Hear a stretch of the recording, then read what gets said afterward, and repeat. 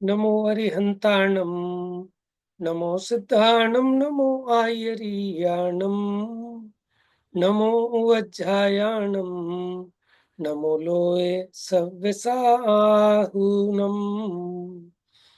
इंद सदवंदियाणम, तिहुवणेद मधुर विसदवकाणम, अंतातीत गुणाणम, नमो जिणाणम, जिद भवाणम। तो लास्ट हमने स्थूल समयपना और सूक्ष्म परसमयपना देखा। गाथा 162 का एक बार भावार्थ पढ़ते हैं, फिर आगे बढ़ेंगे। पढ़िए, कौन पढ़ेगा? मैं पढ़ू भैया। पढ़िए पढ़िए। कहाँ से है? अब मोक्ष मार्ग का सारांश से। सारांश। अब मोक्ष मार्ग का विस्तार पूर्वक कथन करते हैं। जीव का स्वभाव क्षीणता रहित यह अप्रतिहत अनंत ज्ञान दर्शन है। वह स्वभाव जीव से अभिन्न है। उस ज्ञान दर्शन स्वभाव में नियत अस्तित्व ही चारित्र है, जो वीतराग भाव रूप है, प्रशंसनीय है तथा साक्षात मोक्ष मार्ग रूप है। यहाँ विशेष यह है कि जो जीव एकांत से शुभोपयोग एवं शुभ परिणति रूप सराग चारित्र के आचरण को ही मोक्ष मार्ग मानते हैं, उनके स्थूल पर समय पना है।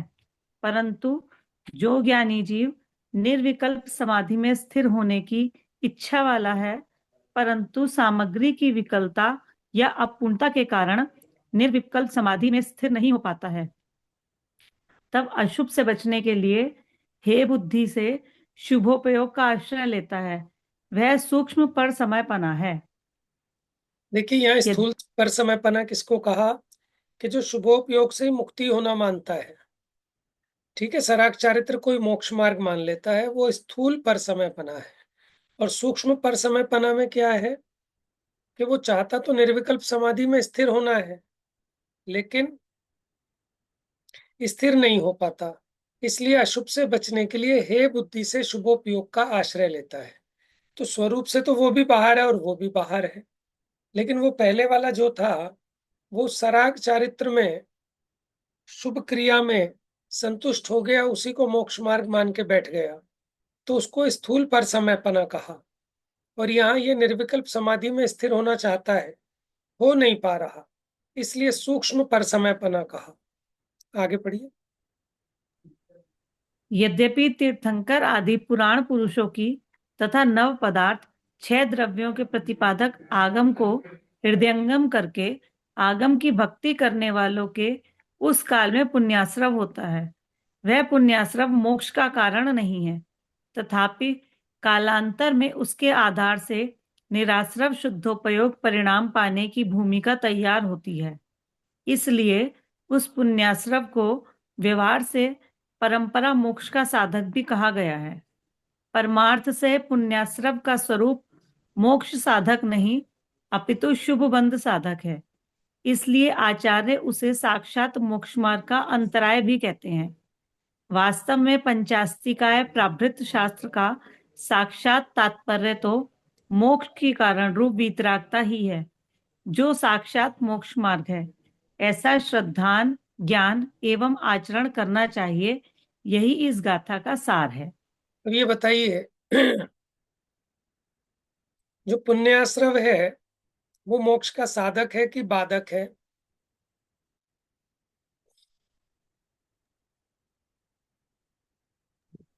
भैया एक गाथा है ना, ऐसे कहते हैं ना, जो जो जहाँ साधक है वो वही वहां बाधक है। आगे बढ़ने तो पर मेरे बराबर, ख्याल से वही बात यहाँ लगती है।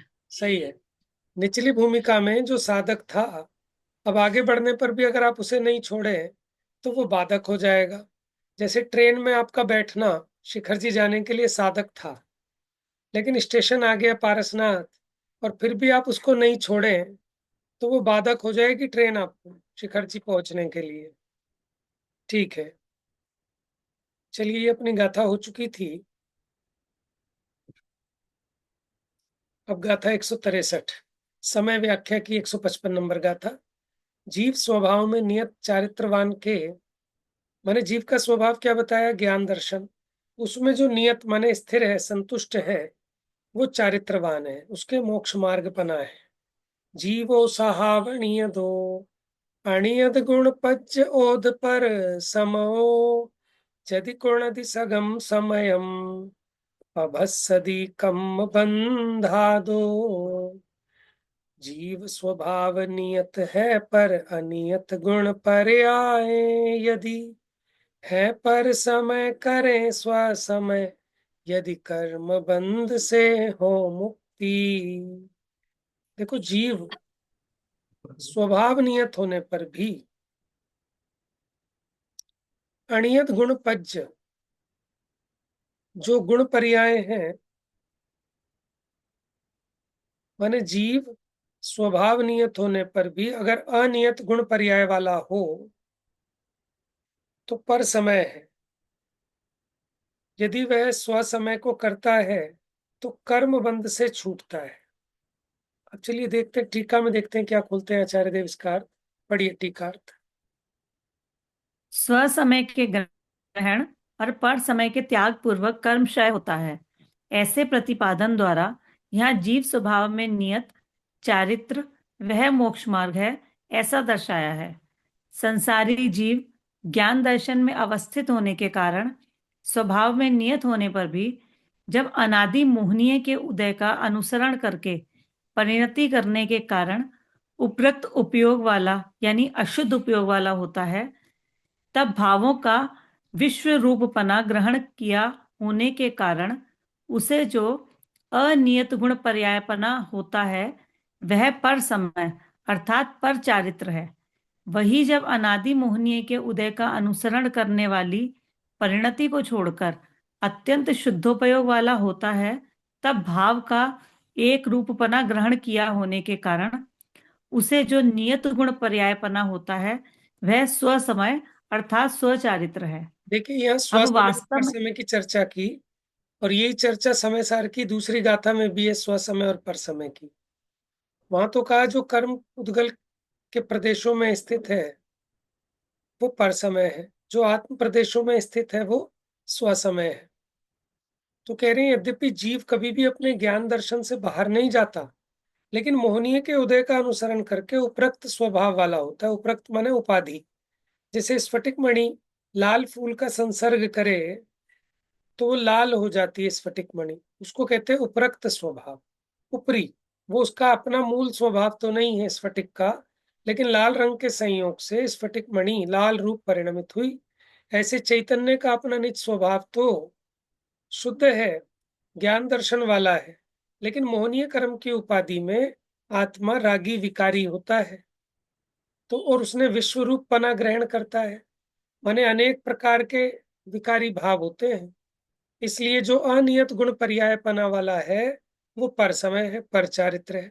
और जब ये मोहनीय के उदय के अनुसरण करने वाली परिणति को छोड़कर शुद्धोपयोग वाला होता है, तब भाव का एक रूपपना ग्रहण करने से, क्यों, वहां तो कभी अपने को पिता कहता है, ठीक है, कभी पुत्र कहता है, कभी राजा कहता है, कभी रंक कहता है, कभी मोटा कहता है, कभी पतला, तो वो अनेकाकार है। और जब अपने आत्मा को अपने रूप से पहचानता है, इसी में इसका उपयोग तन्मय होता है, तो इसे सदा काल एक रूप पने का ग्रहण होता है। तो उसको कहा नियत गुण पर्यायपना होता है, वो स्वसमय है। तो यानी यहाँ अशुद्ध उपयोग वाले को पर समय और शुद्धोपयोग वाले को स्वसमय कहा।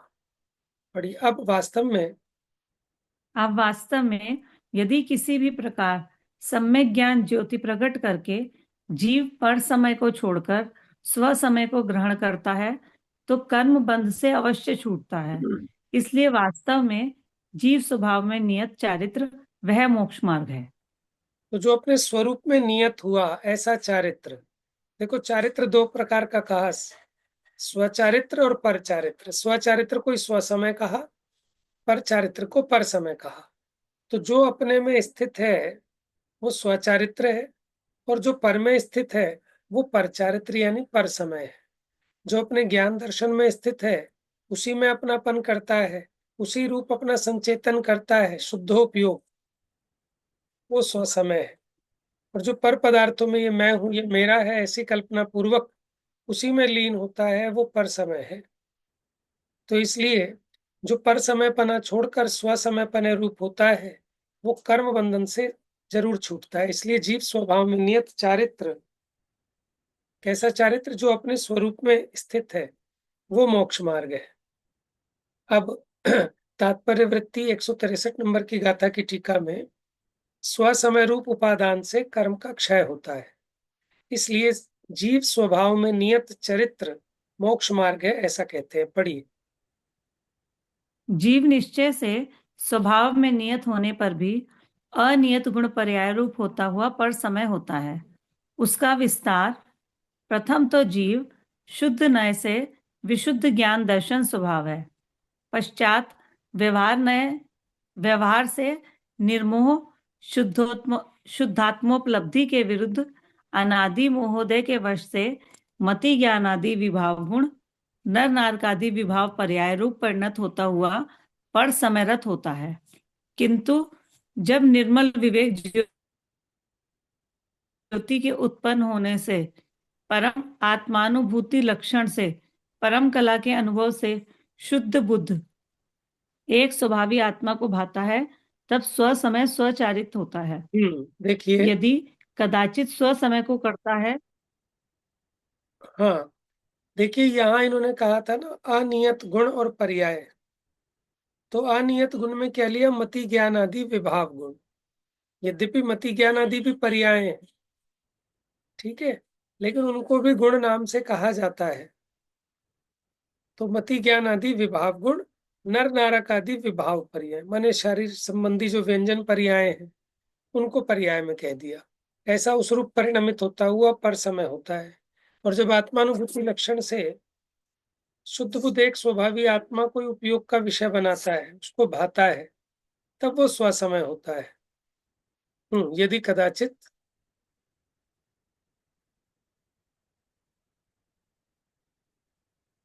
पढ़िए भाभी जी। भैया एक मिनट, वो ऑन करना भूल गई कोई बात थी नहीं। माइक ना। कहाँ था? यदि कदाचित। यदि कदाचित स्व समय को करता है तथा स्व समय पर समय स्वरूप को जानकर यदि निर्विकार स्व संवेदन रूप स्व समय को करता है, परिणमन करता है, तो कर्म बंध से प्रकर्ष रूप से हटता है। तब केवल ज्ञान आदि अनंत गुण व्यक्ति रूप मोक्ष से विरुद्ध जो यह बंध है उससे हटता है, च्युत होता है। इससे जाना जाता है कि स्वसंवेदन लक्षण स्वसमय रूप जीव स्वभाव में नियत लीन चरित ही मोक्ष मार्ग है, ऐसा भावार्थ है। इस प्रकार स्वसमय पर समय भेद की सूचना रूप से गाथा पूर्ण हुई। सारांश। हाँ जी, सारांश रहने दो। अब इसमें किसी का कोई प्रश्न है तो पूछिए, नहीं तो आगे बढ़ते हैं। चलिए। अब पर समय में जो प्रवर्तन करने वाले हैं, क्योंकि ये बात क्यों बता रहे हैं? क्योंकि हमें पर समय पना छोड़कर स्व समय पने रूप होना है, तभी कर्मों का क्षय होगा, मुक्ति की प्राप्ति होगी। जो पर दव्वमिसुहम असुहम रागेण कुणदिजदि भावम, सो सगचरित भट्टो परिचर्य चरो हवदि जीवो। पर द्रव्यों में राग सहित जो करे शुभाशुभ भाव, अहो भ्रष्ट हुआ वह स्वचरित्र से, पर चरित्र वाला वह हो। माने जो अपने में तो नहीं लग रहा, पर द्रव्यों में राग कर रहा है, अब भले ही वो शुभ भाव हो, भले ही अशुभ भाव हो, लेकिन वो अपने स्वचरित्र से भ्रष्ट हुआ है, पर चरित्र वाला हुआ है। तो पर चरित्र वाला कौन है, ये बता रहे हैं। पढ़िए अन्वयार्थ। जो राग से रंजित अर्थात मलिन उपयोग से परद्रव्य में शुभ या अशुभ भाव करता है, वह जीव स्वचारित्र भ्रष्ट ऐसा पर चारित्र का आचरण करने वाला है। ठीक है। टीकार्थ। यह पर चारित्र में प्रवर्तन करने वाले के स्वरूप का कथन है। जो जीव वास्तव में मोहिनी के उदय का अनुसरण करने वाली परिणति के वश यानी रंजित विकारी उपयोग वाला वर्तता हुआ परद्रव्य में शुभ या अशुभ भाव को धारण करता है, वह स्वचारित्र से भ्रष्ट ऐसा पर चारित्र का आचरण करने वाला कहा जाता है, क्योंकि वास्तव में स्वद्रव्य में शुद्ध उपयोग रूप परिणति वह स्वचारित्र है और परद्रव्य में स्वपराग उपयोग रूप परिणति वह परचारित्र है। माने अपने घर में नहीं गया, पर घर में गया। अब पर घर तो पर घर है, ठीक है, चाहे वहां देवशास्त्र गुरु के घर में गया, चाहे पुद्गल आदि के, ठीक है, घर में गया, तो वो सब पर चारित्र की कोटि में लिया है यहाँ पर। अब पर समय परिणत जो पुरुष है उसके स्वरूप को व्यक्त करते हैं। पढ़िए तात्पर्य वृत्ति टीका। जो परद्रव्य में राग से यदि शुभ अशुभ भाव करता है, वह जीव अपने चरित्र से भ्रष्ट होता हुआ पर चरित्र का आचरण करने वाला होता है। उसका विस्तार। जो कर्ता शुद्ध गुण पर्याय रूप से परिणत शुद्धात्म से भ्रष्ट होकर निर्मल आत्म तत्व के विपरीत राग भाव से परिणमन करके शुभ अशुभ परद्रव्यों की उपेक्षा लक्षण रूप शुद्धोपयोग से विरुद्ध समस्त परद्रव्यों में शुभ या अशुभ भाव को करता है, वह ज्ञानानंद एक स्वभावी आत्म तत्व के अनुसरण लक्षण रूप अपने चारित्र से भ्रष्ट होता हुआ स्वात्मानुभव से भिन्न पर चरित्र वाला होता है, ऐसा सूत्र का अभिप्राय है। माने मेरा जो ज्ञान दर्शनमयी स्वरूप है, मैं उसी में अपना पना करूं, उसी में रमण को प्राप्त करूं, ये है स्वचरित्र। और अपने ज्ञान दर्शन स्वरूप को छोड़कर पर द्रव्य में जो मेरी परिणति रुकती है वो पर चारित्रपना है। अब देखिए, पर चारित्र जो है वो बंध का कारण होने से मोक्ष मार्ग में निषेध करने लायक है। आसवधि झेण पुण्यम पावम वा अपणोद भावेण सोतेण परचरितो अवदित्ति जिणा परुवंती। जिन भावों से पुण्य पाप का आश्रव होता आत्मा को, उन भावों से पर चरित्र वह होता यह जिन देव कहें। हाँ जी, पढ़िए। जिस भाव से आत्मा को पुण्य अथवा पाप आश्रवित होते हैं, उस भाव द्वारा वह पर चारित्र है, ऐसा जिनेंद्र भगवान प्ररूपित करते हैं। देखिए, आश्रवित का मतलब होता है आगमन होना, आना। माने जिस भाव से आत्मा को पुण्य पाप का आना होता है वो भाव पर चारित्र है, और जिस भाव से कर्मों का आना नहीं होता, विकारों का आना नहीं होता, वो भाव स्वचारित्र है। वो आगे चर्चा करेंगे। टीकार्थ पढ़िए। टीकार्थ। यहाँ पर चारित्र वृत्ति बंध हेतुभूत होने से उसे मोक्ष मार्ग पाने का निषेध किया गया है। यहाँ वास्तव में शुभोप्रक्त भाव वह पुण्याश्रव है और अशुभोप्रक्त भाव पापाश्रव है। वहां पुण्य अथवा पाप जिस भाव से आश्रवित होते हैं, वह भाव जब जिस जीव को हो तब वह जीव उस भाव द्वारा पर चारित्र है, ऐसा प्ररूपित किया जाता है। इसलिए पर चारित्र में प्रवृत्ति सो बंध मार्ग ही है, मोक्ष मार्ग नहीं है। मतलब इस बात को सिद्ध कर रहे हैं कि पर में रमने से, पर में लीन होने से गारंटी से बंध ही होगा, मुक्ति नहीं होगी। तात्पर्य वृत्ति 165 की टीका। जिससे पुण्य अथवा पाप आश्रवित होते हैं अथवा जिससे निराश्रव परमात्म तत्व के विपरीत भली प्रकार से आश्रव होता है। प्रश्न, क्या आश्रवित होता है? उत्तर, पुण्य या पाप। प्रश्न, ऐसा किसके द्वारा होता है? उत्तर, भाव के या परिणाम के द्वारा होता है। प्रश्न, किसके भाव से होता है? उत्तर, आत्मा के भाव से होता है। अहो, यह वह जीव यदि निराश्रव परमात्म स्वभाव से च्युत होकर उस पूर्वोक्त आश्रममय भाव को करता है, तब वह जीव उस भाव से शुद्धात्मानुभूति आचरण लक्षण रूप स्वचरित्र से भ्रष्ट होता हुआ पर चरित्र होता है, ऐसा जिनेंद्र भगवान प्ररूपण करते हैं। इसलिए सिद्ध है कि शास्त्रव या आश्रमय भाव से मोक्ष नहीं होता है। इस प्रकार विशुद्ध ज्ञान दर्शन स्वभावी शुद्धात्म तत्व का सम्यक श्रद्धान, सम्यक ज्ञान तथा अनुभूति रूप निश्चय मोक्ष मार्ग से भिन्न पर समय के विशेष विवरण की मुख्यता से 2 गाथाएं पूर्ण हुई। देखिए, अब इन 2 गाथाओं में पर समय की चर्चा की कि पर समय कौन है, पर समय पना है कि उपादेय है। कोई ये सोचे कि पाप भावों से तो मुक्ति नहीं होती, लेकिन पूजा भक्ति से हो जाएगी, पुण्य भावों से हो जाएगी, तो उसका यहाँ कड़ा निषेध किया है। यद्यपि मार्ग में, ठीक है, आपतित माने शुभ अशुभ से बचने के लिए ज्ञानी को भी शुभ राग आता है, और शुद्धोपयोग के परंपरा कारण रूप में इसका निरूपण भी जिनवाणी में किया है व्यवहार से। लेकिन कोई इसी को संतुष्ट होकर बैठ जाए और एकांत ऐसा माने कि यही मोक्ष रूप है, यही सुख रूप है, तो उसकी कभी भी मुक्ति होने वाली नहीं है। मुक्ति तो दूर की बात है, सम्यक तो भी नहीं है। अब स्वचारित्र में प्रवर्तन करने वाले का स्वरूप, जो सब संग मुक्को अनन्नमणो अपणम सहावेण जान दीपसदिनियदम सो सगचरियम चरदी जीवो सर्व संग से मुक्त अनन्य मन आत्मा को स्वभाव से जो देखे जाने नियत रूप से स्वचरित्र आचरता वो, जो सर्व संग से मुक्त होकर अनन्य मन वाला, अन्य अन्य मन वाला नहीं, अनन्य एक रूप आत्मा को स्वभाव द्वारा नियत रूप से निश्चित होकर जानता देखता है, वह स्वचारित्र है। पढ़िए टीका।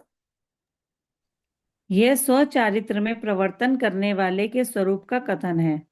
जो जीव वास्तव में निरुपराग उपयोग वाला होने के कारण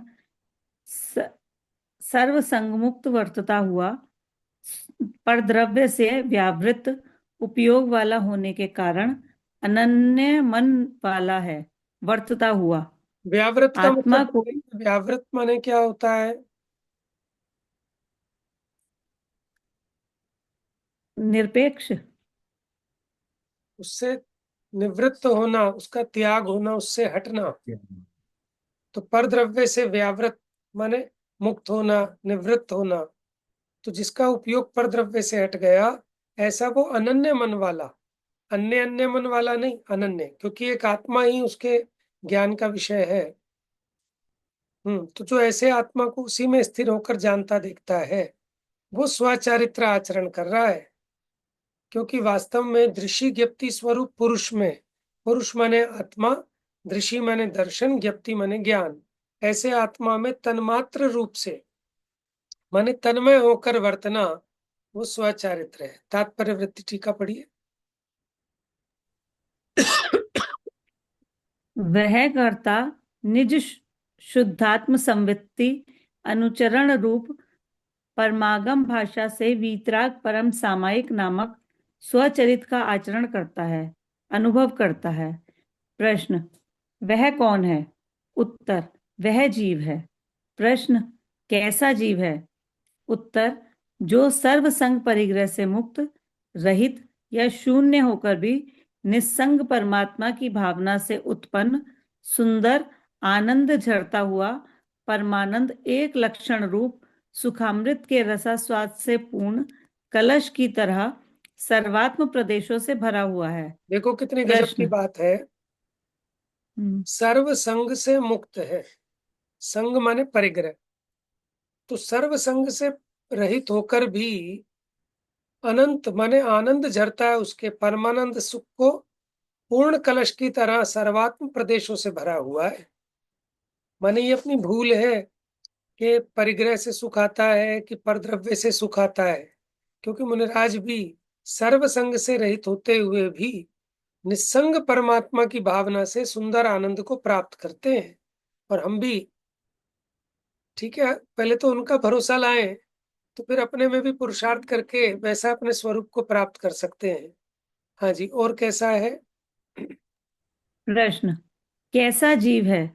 उत्तर, सर्व संग परिग्रह से मुक्त, रहित या शून्य होकर भी निस्संग परमात्मा की भावना से उत्पन्न सुंदर आनंद झरता हुआ परमानंद एक लक्षण रूप सुखामृत के रसास्वाद से पूर्ण कलश की तरह सर्वात्म प्रदेशों में भरा हुआ है।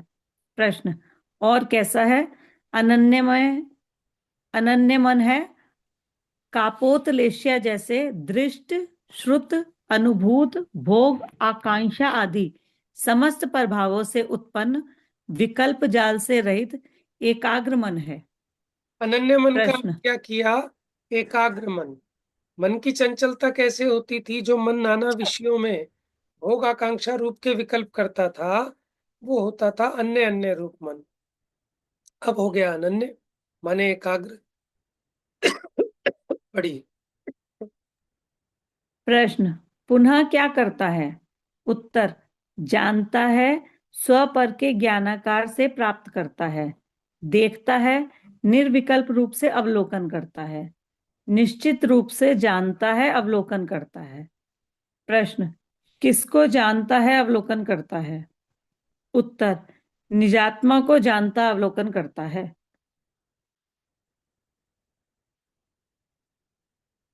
निश्चित, कहाँ थे? निश्चित रूप से जानता है, अवलोकन करता है। प्रश्न, किसको जानता है, अवलोकन करता है? उत्तर, निजात्मा को जानता अवलोकन करता है।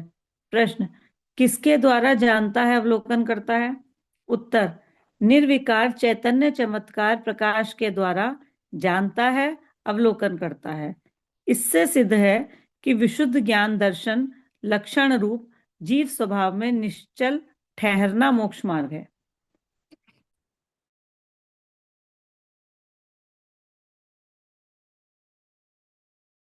भैया माइक, भैया माइक। इस प्रकार ये स्व समय के स्वरूप की चर्चा हुई। तो पहले 3 गाथाओं में पर समय के स्वरूप की चर्चा हमने देखी, पर चारित्र भी उसको कहा। अब यह स्वचारित्र संबंधी गाथा प्रारंभ हुई है। तो आज हमने 163, 64, 165, 166 4 गाथाएं देखी हैं। अब बाकी चर्चा कल करेंगे। देखिए, मुमुक्षुओं के लिए तो ये विषय प्रसिद्ध है, ठीक है। बाकी जिन लोगों को भी अगर समझ में नहीं आए तो वो रोक के पूछ सकते हैं। मैं तो इसीलिए थोड़ा जल्दी ले रहा हूँ क्योंकि विषय सेम है। फास्ट ले रहे हो? हाँ सुपर फास्ट ले रहे हाँ, फास्ट ले रहे हो? हैं। अभी फास्ट नहीं, सुपर फास्ट। अभी ये है कि इसको पूरा कर लें जल्दी से, ठीक है। चलिए, नहीं आए तो आप बीच में पूछिए, क्योंकि अभी ज्यादा टीका इसमें अपने को नहीं करना। जितना है उतना क्रमशः शब्द से समझ में आ जाए सबको। अभी ज्यादा टीका टिप्पणी वाला विषय नहीं है अभी इसमें अपने लिए, ठीक है। जा वाणी के ज्ञान से सूझे लोकालोक, सो वाणी मस्तक नमो सदा देत हूँ धोख।